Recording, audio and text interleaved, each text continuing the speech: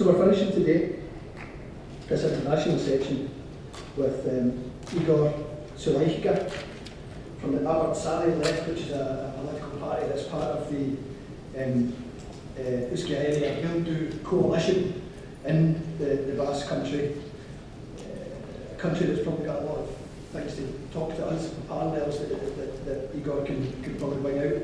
I've got a friend actually who's a Basque speaker in Glasgow and who just texted me before I stood up, Igor, and he told me to say, Ongi etori a Scotiana. Welcome to Scotland.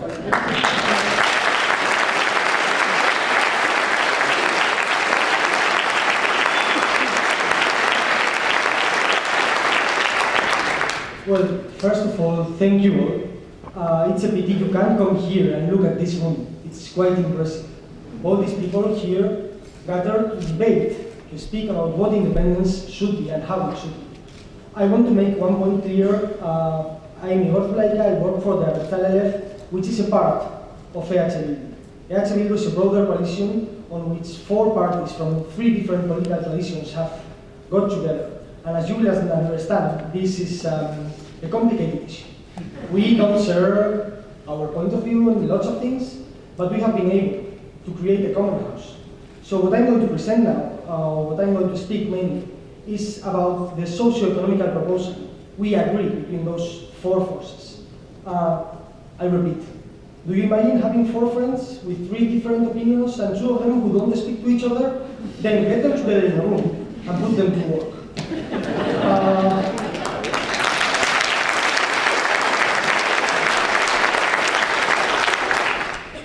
But we did it. We were lucky. We put lots of hard work in it. All of the parties had to change some of their positions, of their ideas, of the things they were saying publicly. It took us years and years of confidence building. We were able to reach this agreement. We were able to reach other strategical and more tactical agreements, and we were able to run together for elections. We got 21 seats out of 75 in the Basque Parliament.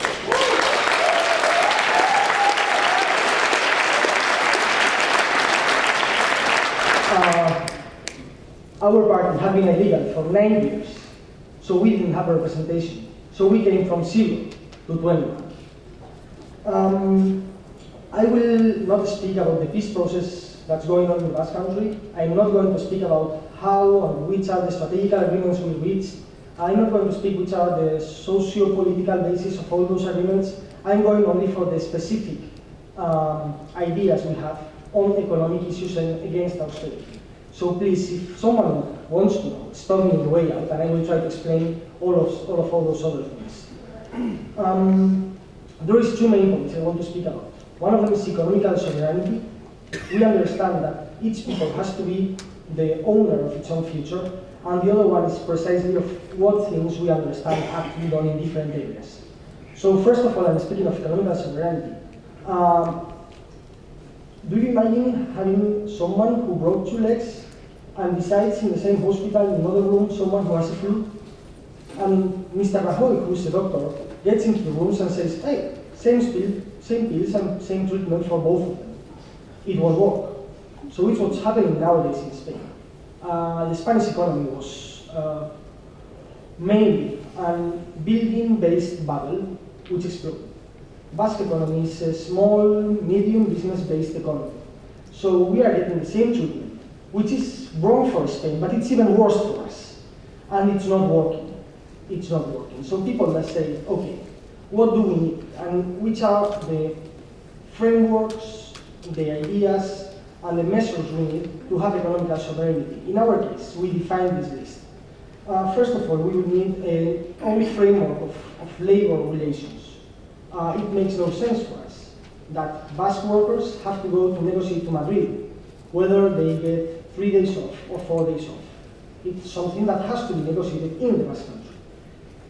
We also understand that there is a need, and I suppose that it's a need we may serve, to build social and economical relations between our own regions, because for the interest of the state, they have tried to divide us, so that the people in the south doesn't speak with the people in the north, the people in the east doesn't speak with the people of the west, and whenever they need a supplier, they will look to Madrid, either look into the region besides, where there may be a supplier for whatever need they have. Then there is a need for a committed fiscal policy.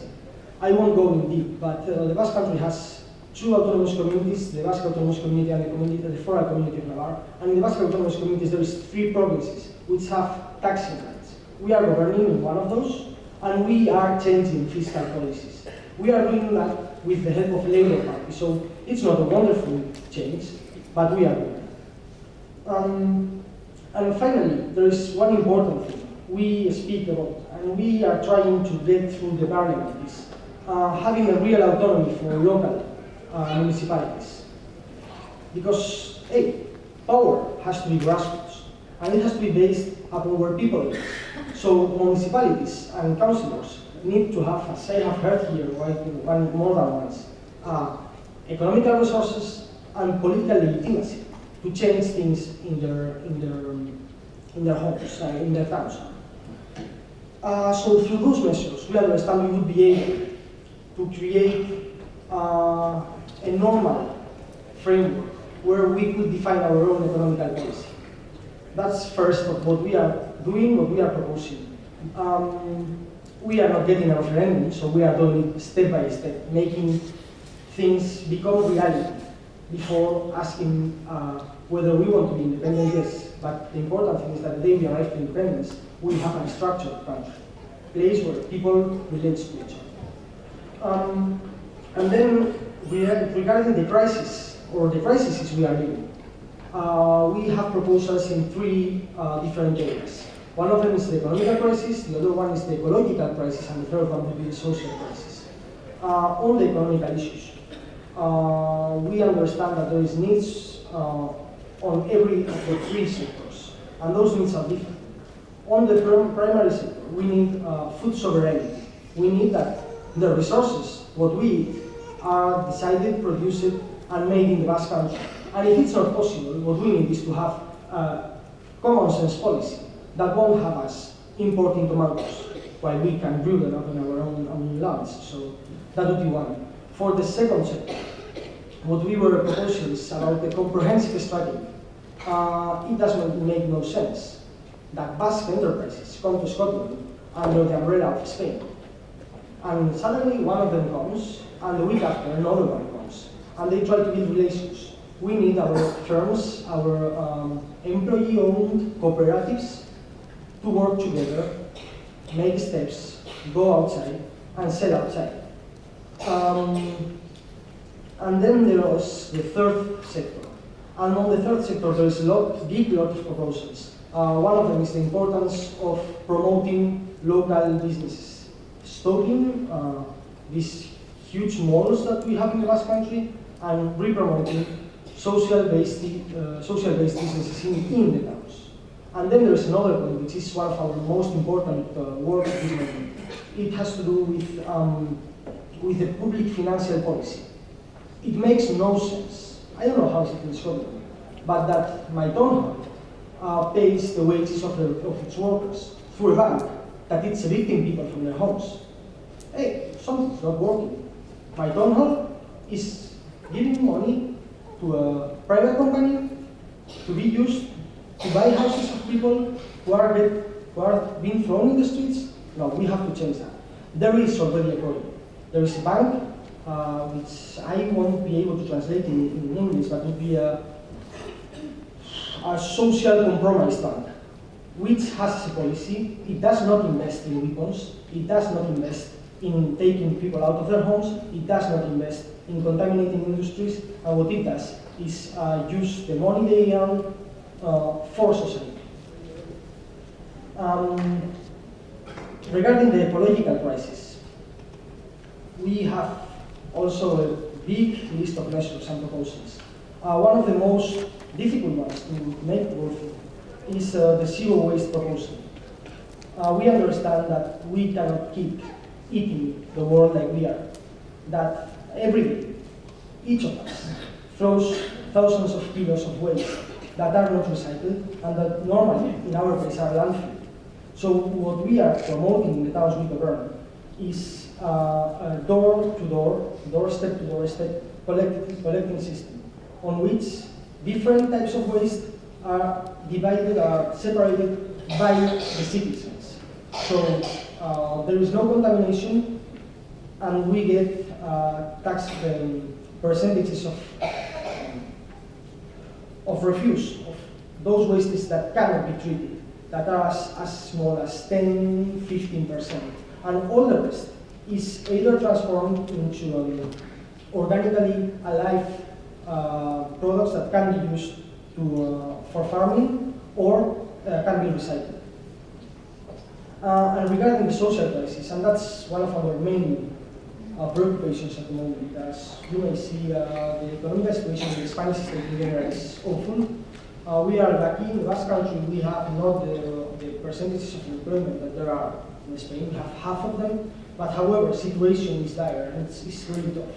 So what we are promoting is the public sector to become a leader on making sure people has a house, making sure people get education, making sure the health system is still free and for everyone, because the Spanish state is being governed by a conservative party, which has taken people who has no papers, they call them illegals, but I don't understand that someone can be illegal. They have taken them out of the health system. So what we are doing is promoting that our local health system takes care of that people. We are promoting that social benefits are not cut. So we stop building roads, which we have lots, and use that money to pay for the benefits that the Spanish state and Basque government have stopped paying. And then there is a small point I would like to.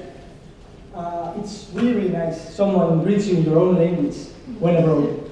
And for us, language and culture are two not crisis areas, but are two areas that have to be addressed. We understand that culture has to be changed, that we cannot keep this cultural consumerism policy, that culture is not a good to be dealt with. Culture is something that should be owned by society and not by a number of small firms which hold the copyright rights for everything in the world.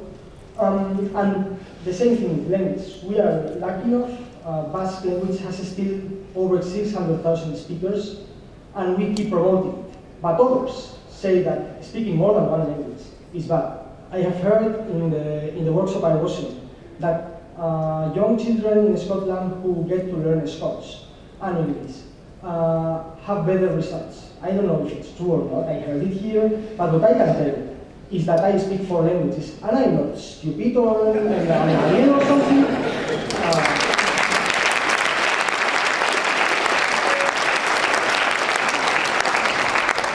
I went not by through my time, so I will end here saying that what we understand is that locally based processes as such, as this we are having here, are wonderful. And those are the real alternatives for austerity. There is no way of someone in Brussels, even if he is left and really convinced and committed, to decide what the Scottish people need. Scottish people has to decide what they need, and it's you, Scottish people, who have to speak about it. This doesn't mean that those processes of deciding in each country have to be isolated. Far from it. We understand that they have to be interrelated. And we have to come here and learn and hear what you are debating, to take it back home and explain what the Scottish people says. And well, I understand that it may be interesting for you to hear what the Basque people, the Greek people, the French people, the Quebecan people, or what the Palestinian people are going through, and what's their perspectives.